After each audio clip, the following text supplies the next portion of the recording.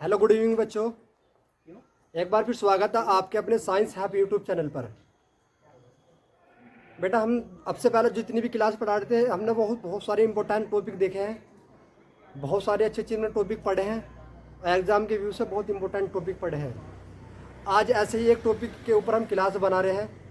ये टॉपिक जो रहेगा हमारा चैप्टर नंबर 11 रहेगा, अल्कोहल, फिनोल और ईथर।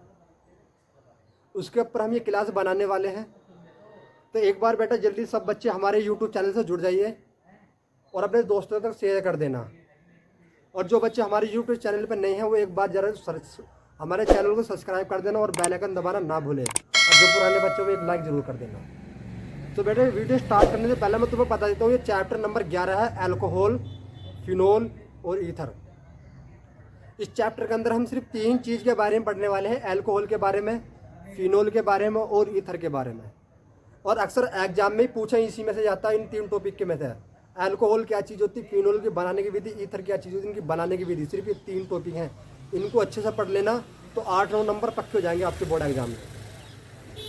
तो चैप्टर की शुरुआत कर रहे हैं। इस चैप्टर के मोस्ट इंपॉर्टेंट टॉपिक देखने वाले हैं बेटा। इस चैप्टर को हम कवर करेंगे 3-4 क्लास में। 3-4 क्लास में चैप्टर को पूरा कवर कर देंगे।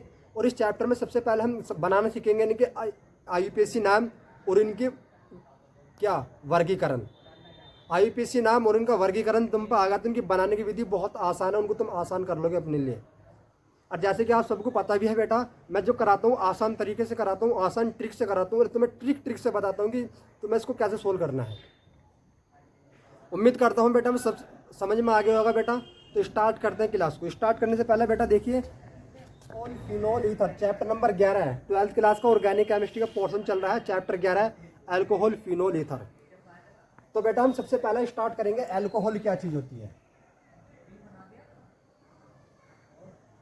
अल्कोहल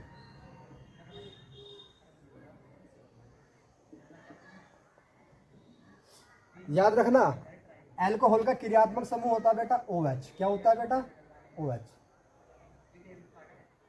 अल्कोहल का देखो, जो भी चीज पढ़ो ना तुम, उसका पहले तुम्हें क्रियात्मक समूह पता होना चाहिए कि क्रियात्मक समूह क्या है। तो अल्कोहल का क्रियात्मक समूह होता है OH। तो इसकी परिभाषा क्या है कि एल्केन में से एक हाइड्रोजन परमाणु को, समझ में आ रही है ना, एल्केन में से एक हाइड्रोजन परमाणु को OH समूह द्वारा प्रतिस्थापित कर देने से अल्कोहल प्राप्त होता है। समझ में आ रही है ना। अब देखो मैं एग्जाम्पल बताता हूँ, मैं लिख के बता देता हूँ। चलो लिख लो,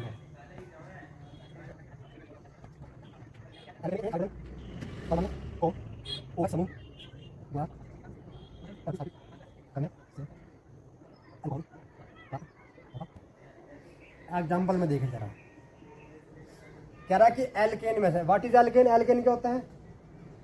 देखो ये होता है बेटा हमारा एल्केन। ये क्या होता है? एल्केन। तो क्या क्या कर रहा है ये एल्केन के, ये एल्केन है पूरा, एल्केन के एक हाइड्रोजन, यानी कि एक हाइड्रोजन परमाणु को, इसमें से एक हाइड्रोजन परमाणु निकाल दो, एक हाइड्रोजन परमाणु को OH समूह द्वारा, यानी किसके द्वारा? OH समूह द्वारा। यानी कि जहाँ से एक हाइड्रोजन निकलेगा वहाँ पे क्या करेंगे? एक OH समूह जोड़ देंगे। तो क्या बन गया? CaNH।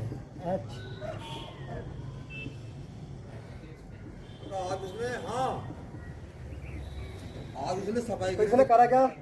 तो एल्कीन है ना, तो एल्कीन का एक हाइड्रोजन अणु को वहाँ से हटा दिया और उस जगह OH जुड़ गया। तो OH जुड़ गया, अब ये बन गया बेटा क्या?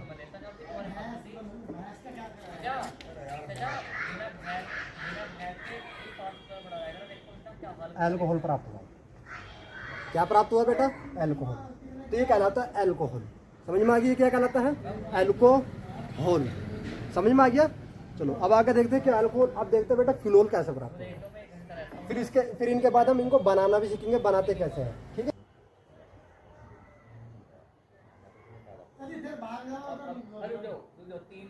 फिनोल। ठीक है, चलो अब याद रखना बेटा फिनोल क्या चीज होती है। देखो इसकी मैं तुम्हें लिख के बताता हूँ, फिर इसका मैं तुम्हें एग्जाम्पल बताऊंगा। बेंजीन के वैल्यू में एक हाइड्रोजन परमाणु को OH समूह करने से वैल्यू प्राप्त होता है। समझ में आ गया? हमारे पास बेंजीन है, बेंजीन में से एक हाइड्रोजन परमाणु को निकाल देना, उस जगह OH को जोड़ देना, क्या प्राप्त होगा? हमें फिनोल प्राप्त होगा। समझ में आ गया? फिनोल प्राप्त होगा। समझ में आ गया ना बेटा? क्या प्राप्त होगा? फिनोल।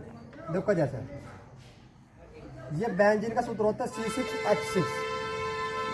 तो इसकी संरचना कैसे बनेगी? पहला देखो इसकी,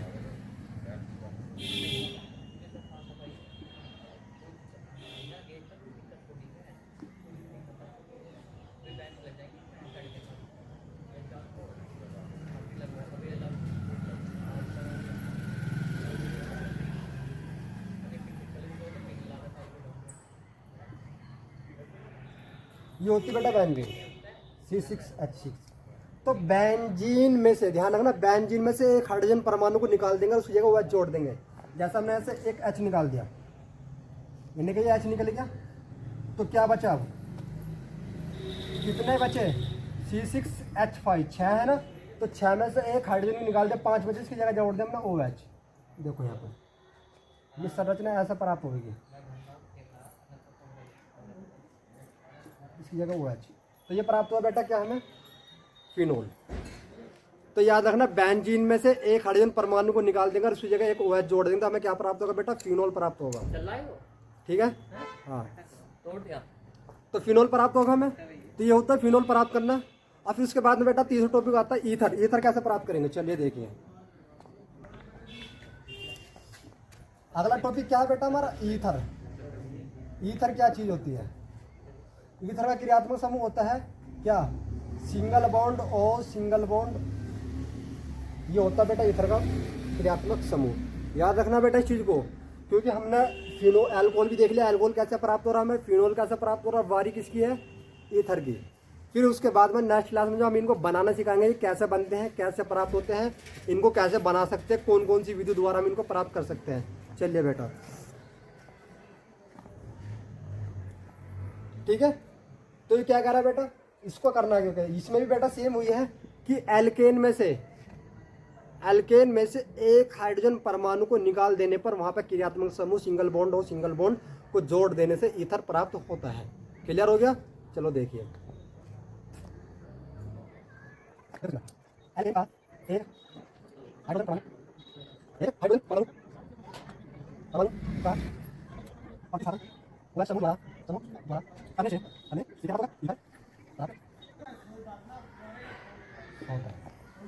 एल्केन का देखो ध्यान सुनना है कि एल्केन है तुम्हारे पास, कि एल्केन में से एक हाइड्रोजन परमाणु को निकाल दो, वहां पर OH समूह जोड़ दो, तो क्या प्राप्त होगा? में ईथर प्राप्त होगा। ठीक है, चलो देखिए, समझ में आ रही है? R single bond H plus और सिंगल बॉन्ड R। तो मैंने क्या बताया था तुम्हें? मैंने सबसे पहले बताया था कि R क्या होता है बेटा? एल्किल समूह होता है। क्या होता है बेटा? एल्किल। ठीक है, तो क्या होगा बेटा? इसमें से ये हाइड्रोजन परमाणु को क्या होगा? ये बाहर निकल जाएगा और ये जुड़ जाएगा, R सिंगल बॉन्ड और सिंगल बॉन्ड। अब तो ये क्या कहलाएगा बेटा? ईथर कहलाएगा। ये क्या कहलाएगा? ईथर कहलाएगा। समझ में आ गया? देखो, ये हाइड्रोजन हिस्सा हटा और हिस्सा हटने के बाद क्या हो गया? बाहर निकल गया। अब ये दोनों आपस में जोड़ दो, तो क्या प्राप्त हुआ? ईथर प्राप्त हुआ। ठीक है, अब ये कौन सा ईथर है? डाई एथिल ईथर है, डाई ईथर है, प्रोपिल ईथर है, ये कौन सा ईथर है? जबकि कहानी जब पढ़ेंगे, जब इसको हम पूरा एक्सप्लेन पढ़ेंगे। समझ में आ रही है? अभी कुछ नहीं, यदि तुम अभी ज़्यादा बढ़ जाओगे तो बेटा तुम पढ़ा हुई भूल जाओगे। फिलहाल याद रखना, कुछ चीज़ को पढ़ने के लिए कुछ चीज़ भूलनी पड़ती है। जैसे हमें ये पढ़ने के लिए पहले भी भूलना पड़ेगा डाई एथिल ईथर क्या होता है। जब उसकी बारी आएगी तो उसको भी देखेंगे। ठीक, उम्मीद करता हूँ बेटा, मैं आशा करता हूँ सबके समझ में आ गया होगा। आई होप बेटा, जो इसको समझ में आ गया एक बार लाइक कीजिए, कमेंट्स कीजिए, अपने दोस्तों को शेयर करना बेटा। बस हमें बेटा इसी से मोटिवेशन मिलता है थोड़ा सा आपके लाइक से। तो उम्मीद करता हूँ आपको समझ में आ गया। थैंक यू, धन्यवाद बेटा।